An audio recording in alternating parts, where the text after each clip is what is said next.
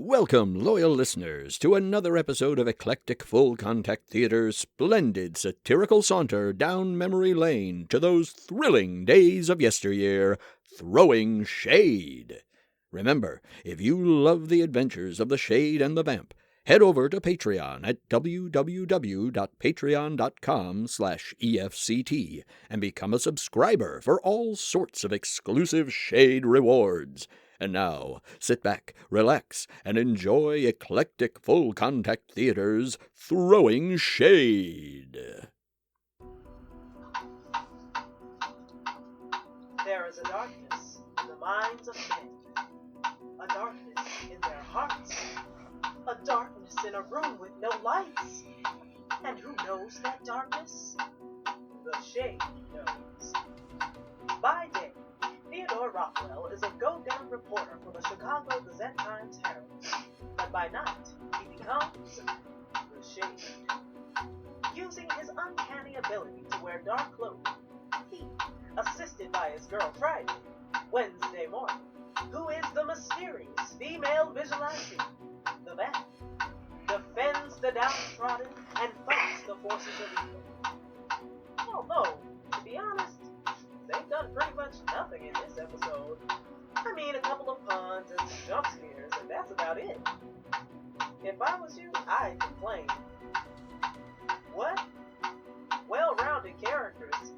Why would anyone listening to this be interested in that? What? Oops. Mic on! Where was I? Ah. But can one man defend the innocent from the scourge of Chicago's underbelly? Find out in this week's brain-numbing conclusion to Throwing Shade, Cannoli's Caper. And yes, we have a new record, loyal listeners. For an unprecedented third week in a row, Throwing Shade is sponsored by Generic Mills Mango Flakes, supplying you with just the amount of energy and nutrition to get you through that first coffee break. Mango Flakes. They'll do. Also brought to you by Eclectic Full Contact Theater, bringing you high-quality 1930s. Also brought to you by Eclectic Full Contact Theater, bringing you high-quality 1930s radio-style satire since last decade.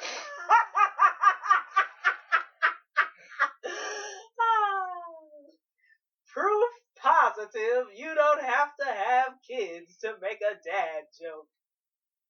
Last week on Throwing Shade.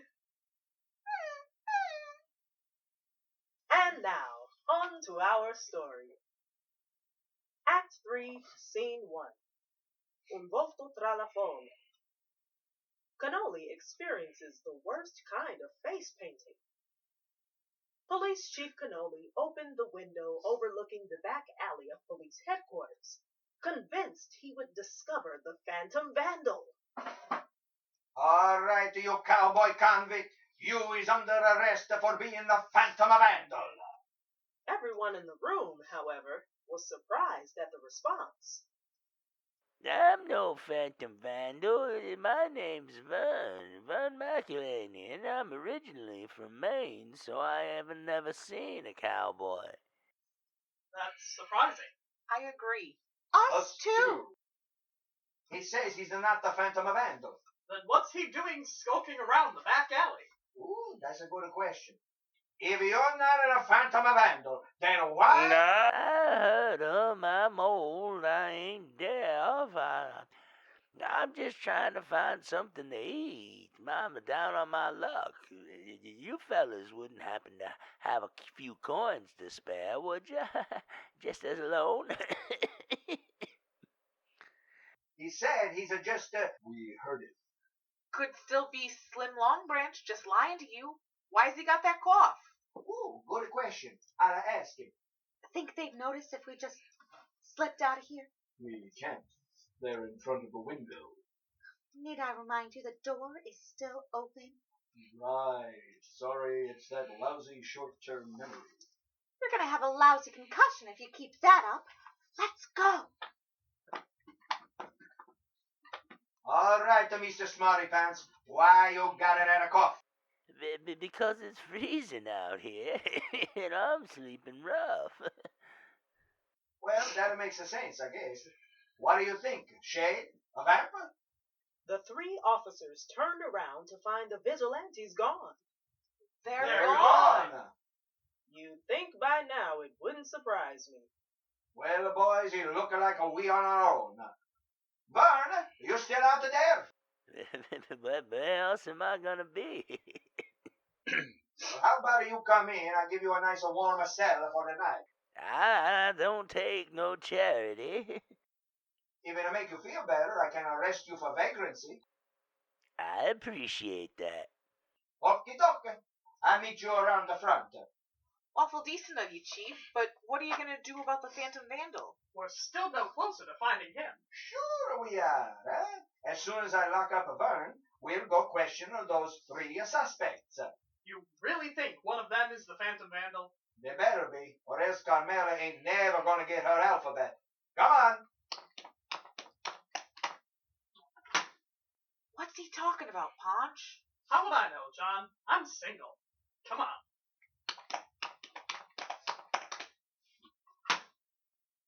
They made their way to the front of police headquarters, where they found Vern standing transfixed by the large face of Cannoli painted on the front of the building. What's your face doing on the front of the building, Chief? What are you talking about? That don't look nothing like me. No, I see it. Around the eyes. You mean those two X's? Well, you put it like that. Chief Cannoli, when are we going to celebrate? Cheeky. That's it. It's in the cheeks. How did this happen? Just then, a car pulled up. The mayor's car.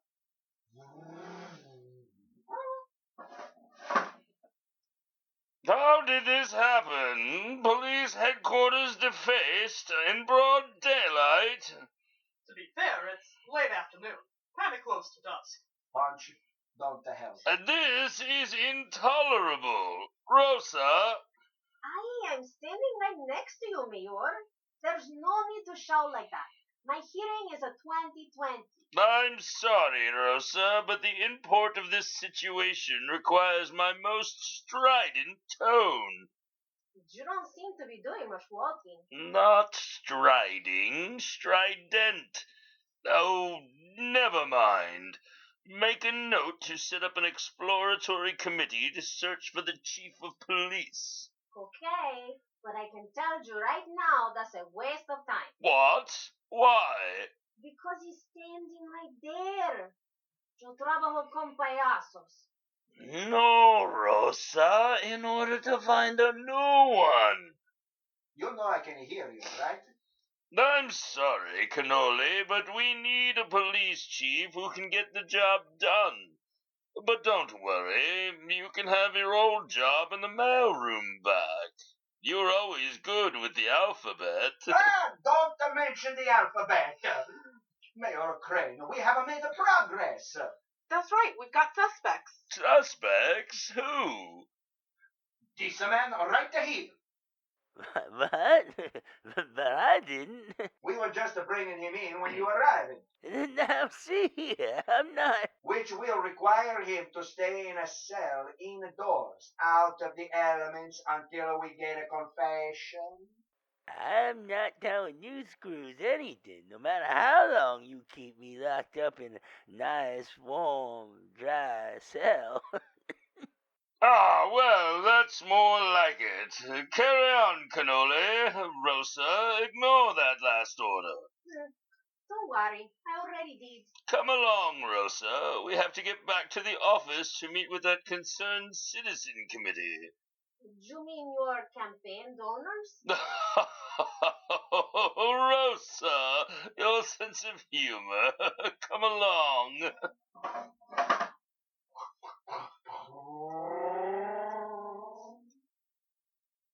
All right, Vern, let's go and get you set up in your cell. Thanks, Chief. As I'll tell you right now, I'd be sorry to see you go. You're one of the good ones. I appreciate that, but as a police officer, it... I mean, you almost speak English good enough that I can understand everything you say. You're a credit to your people. So, what's for dinner?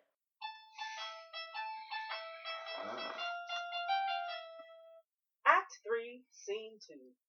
I miei tre condannati. Wouldn't you like to go where everybody knows your name? After Mr. McElhenney was safely ensconced in his cell, Police Chief Cannoli went out in search of his 3 suspects. He decided to start with the one he felt was the most likely, Cowboy Vandal Slim Longbranch. He found him working as a janitor in the hospital.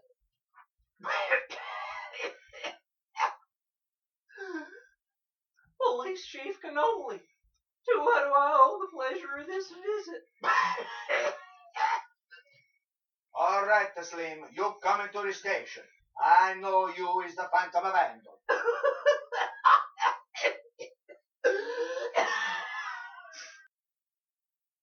Me? The Phantom Vandal? You're a few chickens short of a hen house there, Chief. If I do anything more strenuous than pushing this broom, I'd get me a coughing fit that don't let up for hours.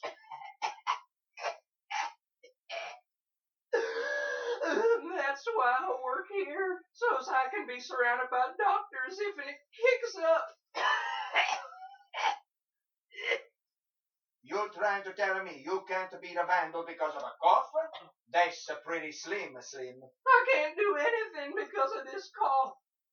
I work here, then go straight home to my boarding house, eat dinner, play a few hands of cards with the other residents, then go to bed. Weekends I sit and read. My landlady will vouch for me. You cough don't sound that bad. You coming with me? No, thank you kindly. I ain't going back to jail.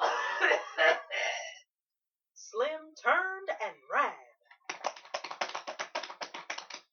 but only got a few steps when he doubled over, coughing. It drove him to his knees.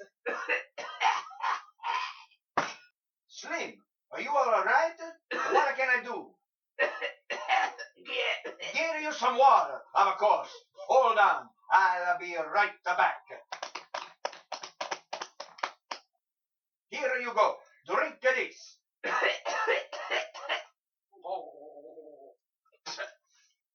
No. Call the police. Of course. Why didn't I think of that?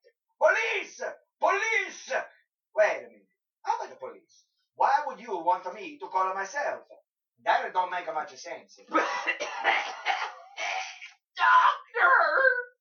No, I never studied medicine.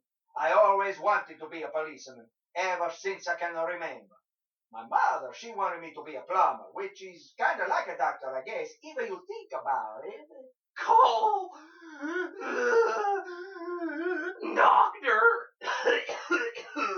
All right, yes, that'll make much more sense. Hold on, I'll be right back.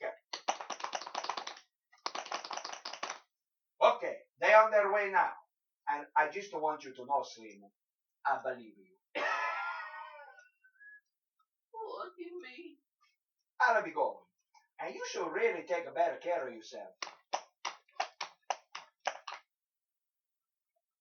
Having crossed Slim off his list of possible suspects, Cannoli moved on to art forger Pierre Delacroix, who was now working as a comic book illustrator. Ah, Police Chief Cannoli.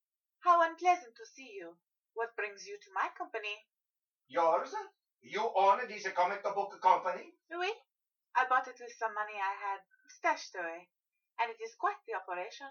Sleuth Comics is on the forefront of the comic book entertainment, offering the most original heroes. Man-Bat? Superior Man? Rick Stacy? Yes, very original, Pierre. Imitation is the sincerest form of flattery. And what about vandalism? Huh? The Phantom Vandal sounds like a character you would come up with. Is that why you're here? Because you think that I am running around the city painting your face on buildings? Don't make me laugh. I am an artiste, not some petty child with a bucket of paint. Besides, I am making a good living doing this. Why would I jeopardize it by taunting you? Because I sent you to prison and ruined your art forgery business. Au contraire, Chief Cannoli. Forging works of art took months, and then I had to work even harder to convince the buyers that it was genuine. Far too time-consuming and labor-intensive.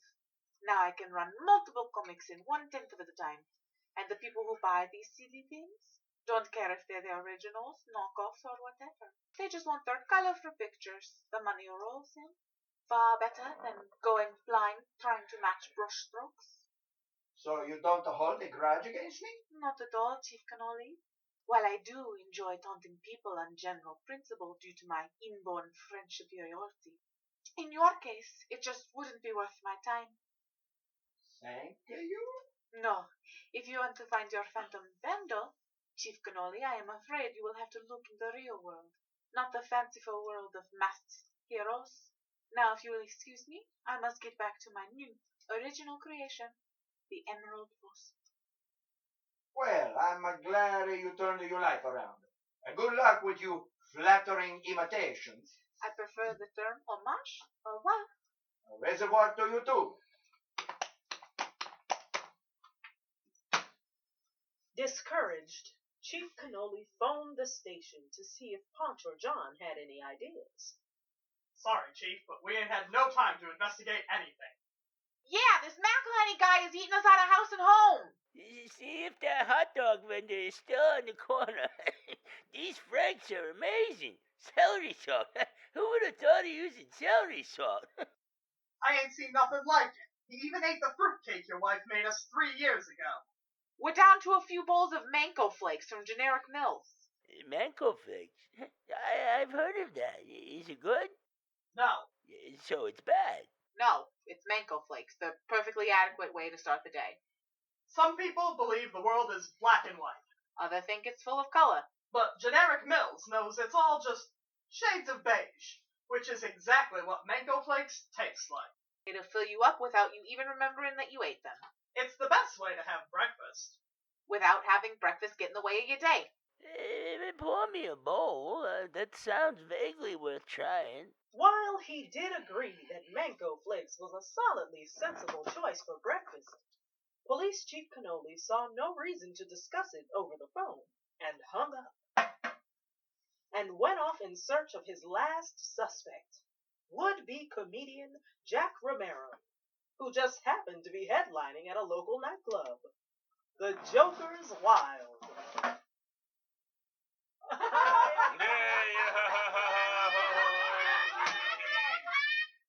I tell you, the fog here is so thick. How thick is it? It's so thick I thought I could grab it, but I missed.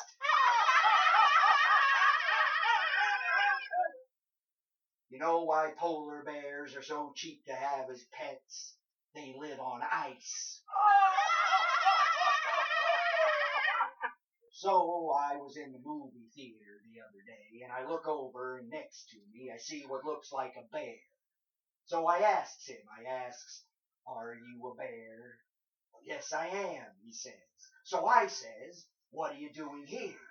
And he says to me, "I really liked the book."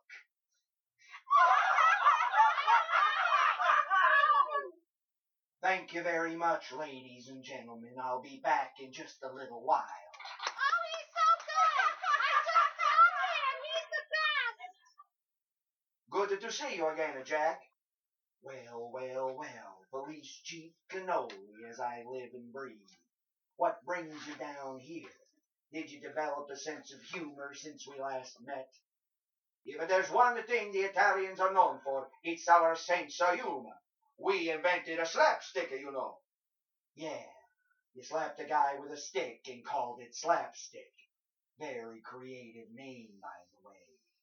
And it is amusing, but it's low comedy. Pales in comparison with witty wordplay.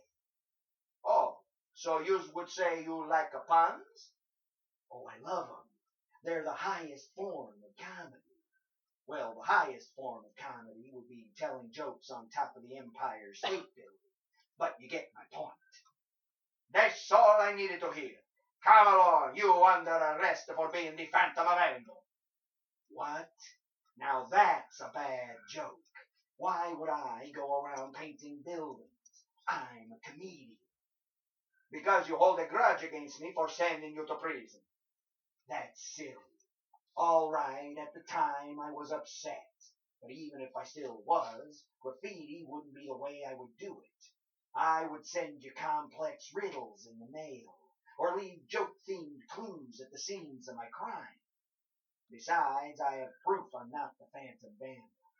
What's a that? His puns aren't funny. Neither are you. The audience would disagree. And as I mentioned earlier, I'm not upset anymore. Oh, and why not? Prison was a perfect place to hone my act. I mean, a captive audience. Am I right? And believe me, you gotta get real good real fast at figuring out what makes people laugh in the slam. Otherwise...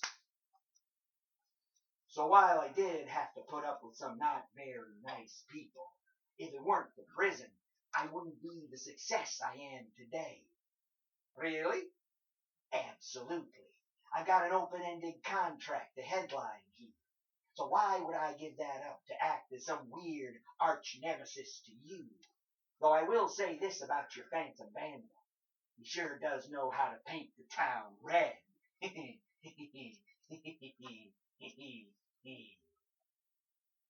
With a groan, Police Chief Cannoli let Jack Romero go. He was out of suspects, out of ideas, and out of time. What am I going to tell Colonel? And then he was approached by a mysterious figure. Chief Cannoli, I have some information you'll want to hear about the Phantom Vandal.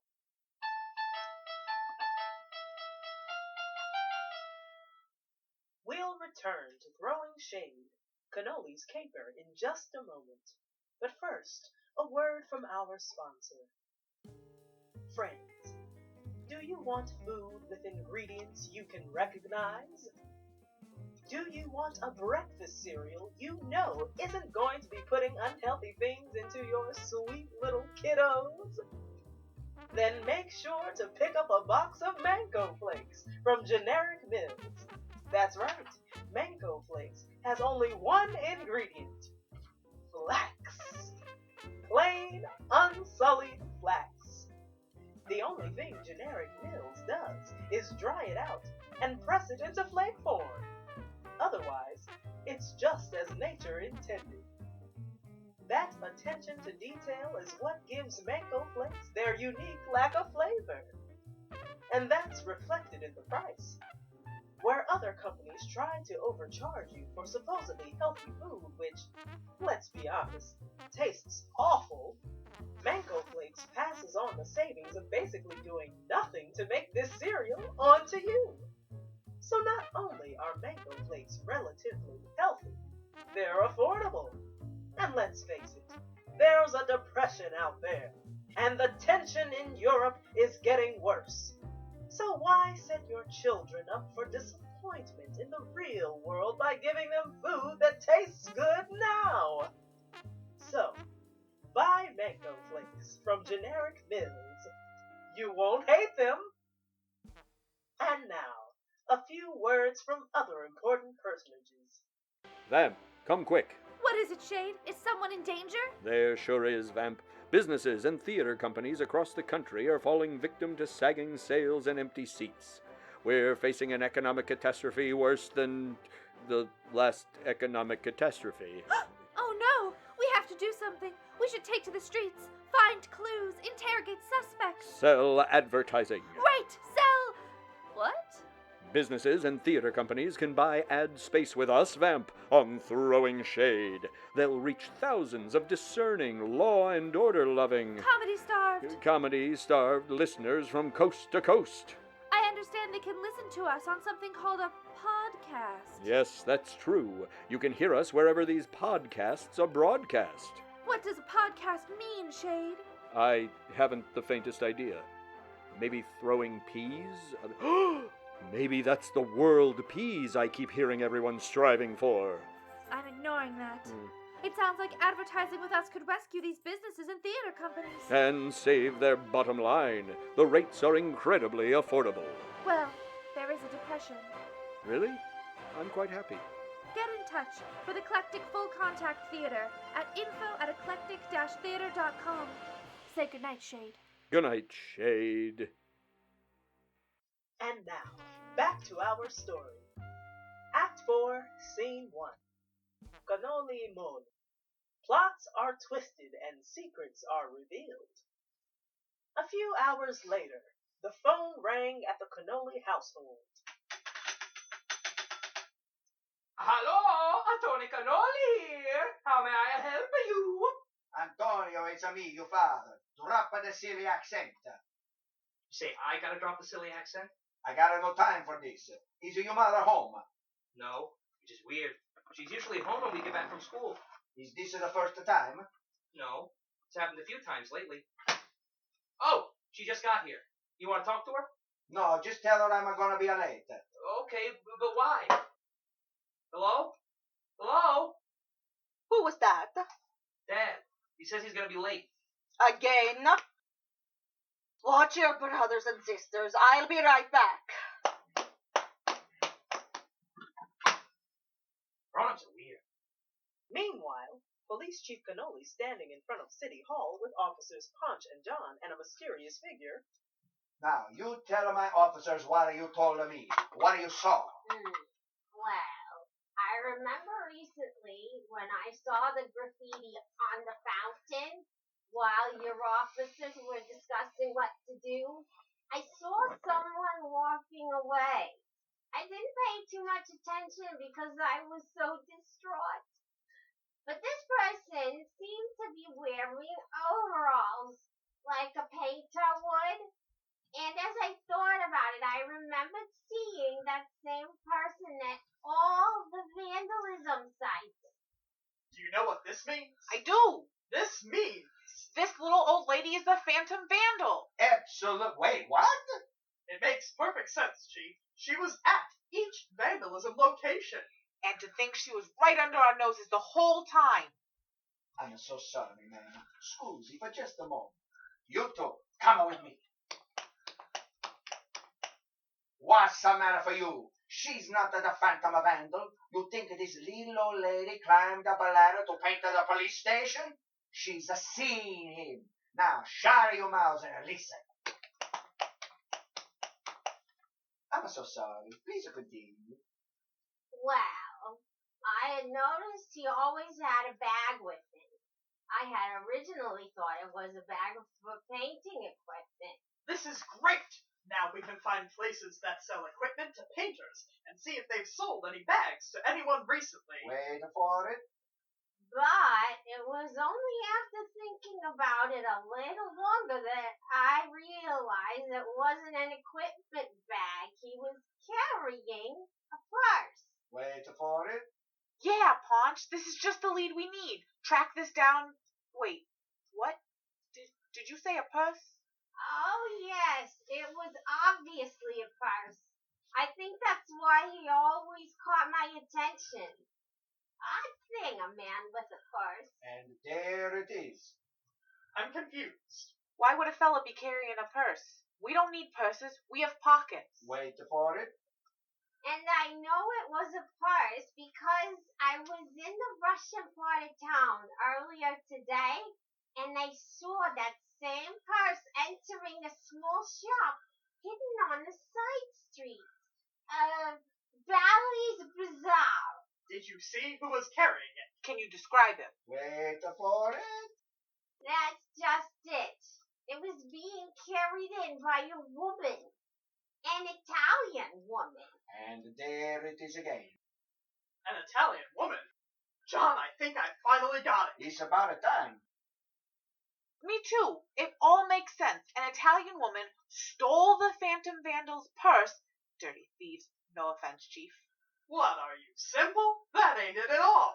It means that Italian actress Anna Mangiani is the Phantom Vandal. What's the matter with you two?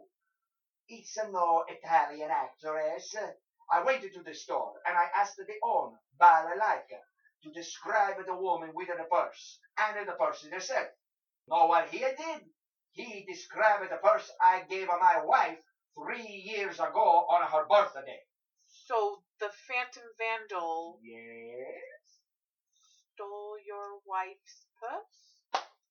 No! It means the Phantom Vandal is my wife. Mrs. Cannoli, I don't believe it. It's difficult to believe, I admit. So, I set a little trap, and now I'm going to see who bites. Now, everybody hide. Everyone did as Cannoli instructed.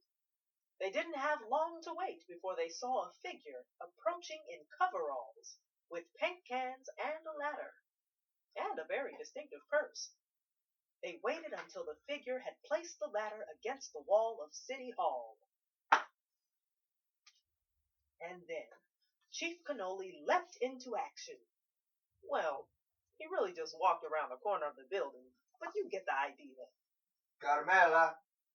Startled, the figure turned, revealing that it was, in fact, Carlo! How did you know? I'm a police chief, Carmela. It's my job. But somebody recognized your purse, and I found out you've been out and about buying a red paint from the Russians. So I knew if I made you mad, City Hall would be the next logical place for a Phantom Vandal to strike. You're very good, Carlo. But why, Carmela? Why all of this? Because I felt like I wasn't important no more. It seems like criminals are the only people you pay attention to nowadays. So having you chase me around as a criminal, even if you didn't know it was me, made me feel wanted. Oh, you're wanted, all right. Yeah, like top 10 most wanted. Why don't you two go inventory the evidence and give me a minute? Oh, right. Will do, Chief. Carmela. Sorry to interrupt, but do you need me anymore? It's just getting late, and I want to make sure I hear the Masked Marauder on the radio. Hate to miss my story. Yes, you can go. Thank you for your help. Anytime. And don't be too hard on her. Loneliness makes people do strange things. I hope the Masked Marauder got my love. Fan letter. You felt lonely? We don't talk no more. We don't go out no more. We don't we don't do lots of things no more.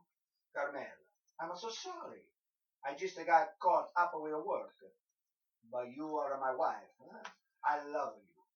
Now I'll try to leave the job at work and focus more on you and the kids when I'm home. Really? Oh, Carlo, that's all I ask. And I promise we'll celebrate our anniversary. Thank you. In 3 to 5 years after you get out of jail. What? You can't arrest me. I'm your wife. But the mayor, he wants somebody arrested for this. If I don't bring him the Phantom Vandal soon, I'm going to go back to the mail room. Chief, we couldn't help but overhear. Because you're really loud. But I think we have a solution.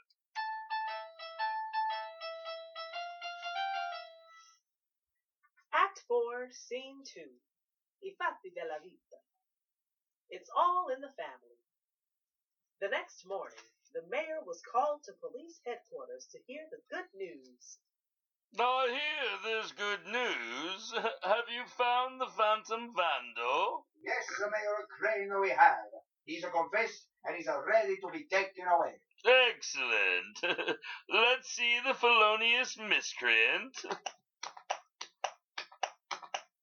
I'm ready to face my punishment. Take me away to a warm bed and 3 square meals a day. Take me. I deserve to go. With that kind of remorse and good behavior, you may get a shortened sentence. So behave badly, check. Thanks again, Chief Cannoli. You're all right for a foreigner. It was my pleasure, Vern. And are you all right, too, for a Yankee? What's that supposed to mean? Yoink! Let them worry about feeding him. Don't worry, Punch. I'm sure my wife will make another a fruitcake. No, I mean, we don't want her to go to any trouble. Yeah, we're fine with donuts. Donuts. Let's go get some. To the motorcycles. Chief Cannoli, I want to congratulate you on a job well done. Isn't that right, Rosa? Oh, see, he wants to congratulate you. Never doubted you for a second, did I, Rosa? No, not at all. It was more like ours. Rosa? It's really, actually big. Thank you, Rosa. No need to go into exhaustive detail. I do adore her sense of humor. So amusing. It's so amusing. I don't even know when I'm using it. Also, due to your success, I considered giving you a raise. Oh, really? Oh, see, he considered it, then he said no. Rosa! But then he reconsidered when I told him his concerned citizens wouldn't like it if they knew where some of his donation money went. Rosa did remind me of your years of loyal service, and therefore I am raising your salary $5 a month. Thank you, Mayor Crane.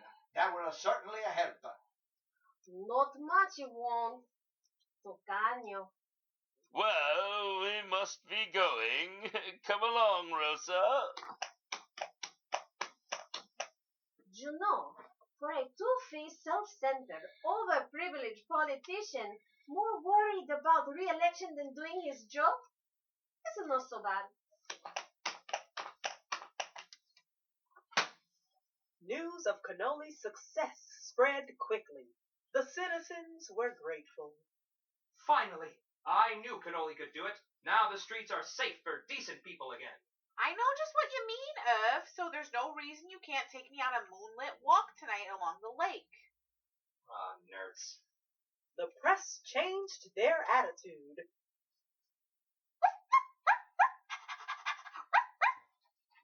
And even a couple of semi-action heroes showed up to offer congratulations. About time, if you ask me. Well done, Chief. We always knew you could do it. Thanks, Shay, the vamp. How did your case go? Still working on it. This organization may be more extensive than we thought. That sounds ominous. It should. He's been practicing it for hours. Well, we should go. Come on, vamp.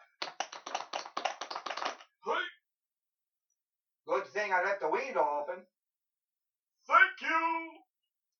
And later, at the Cannoli household, Antonio, come here. What? I know you don't like the way I talk at work. And I know you don't want to talk like that either. But that doesn't mean you have to talk like somebody you're not. You do it. That's the truth. Because I have to. I got you and your brother and sisters and your mother to watch out for and protect. And there are people out there who expect me to act and sound a certain way. But they shouldn't. You should tell them. Maybe you're right. But I gotta think of more than just me. These people, if I don't act the way they want, they could make it so I couldn't take care of you and the others. So I do what I gotta do. But that's not what you gotta do. You don't gotta worry about the same things I do. So don't let nobody tell you who you gotta be or how you gotta sound. That goes for the kids at school and your mother.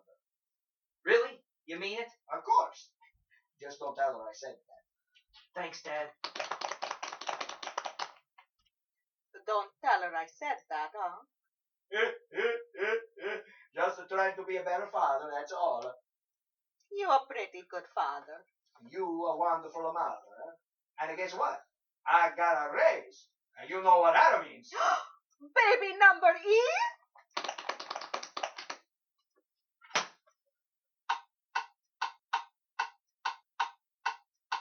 Throwing Shade is brought to you by Chicago's premier storefront theater, Eclectic Full Contact Theater, announcing the Chicago premiere of David J. Lower's The Rough Guide to the Underworld. What fresh hell is this? It's a travelogue like you've never seen. Mash up a Ken Burns documentary with scenes cribbed from Sorkin and Mamet. Add commentary from Virgil, Dante, and Twain. Infuse it with high-proof music and video. Then blend until frothy. And hang on tight. You're taking a ridiculous ride through everyone's favorite mythical anti-destination! Runs May 5th through June 6th, 2020 at the Athenaeum Theater, 2936 North Southport Avenue. Check out all the info at eclectic-theater.com. Tickets on sale soon. Loyal listeners get a special discount. Use the code WEDNESDAY and get up to 50% off your tickets. This has been Throwing Shade, brought to you by Eclectic Full Contact Theater and sponsored by Generic Mills Mango Flakes. Created by Sarah Siegel and Andrew Pond. Written by Andrew Pond. Starring the voice talents of Jessica Lauren Fisher, Reed Henry, Daniel Houle, Serena Johnston, Noelle Pleiss, Kaylee Osterman, Andrew Pond, and Rochelle Prude. Our Foley artist is Lori Iyer. Our engineer is Daniel Houle. And I'm your narrator, Noelle Pleiss. Special thanks to Tina Salamone! Tune in next week. Same shade time, same shade station! Hello, everyone. I'm Andrew Pond. And I'm Sarah Siegel. You may remember us from such podcasts as the one you were just listening to. We'd like to thank you for joining us and hope you've enjoyed the adventures of Theodore Rockwell and Wednesday Morning. And The Shade and the Vamp. If so, please head over to Eclectic Full Contact Theater's Throwing Shade Patreon page at www.patreon.com/EFCT and become a patron. You can support Throwing Shade for as little as $1 a month. That may be the literal definition of a pittance. Become a patron today and join such luminarious folks as Mike Drugan. Luminarious? What? It's a word. Anyway, becoming a patron gets you access to behind-the-scenes videos, episode outtakes, merchandise, and much, much more, including the opportunity to ask us anything. I myself am an open book. More like a picture book. Be glad it's not a pop-up. So, head over to patreon.com/EFCT to support Eclectic Full Contact Theater's Throwing Shade. And head over to eclectic-theater.com to find out what else Eclectic Full Contact Theater is up to. Say goodnight, Andrew. Good night, Andrew. Oy.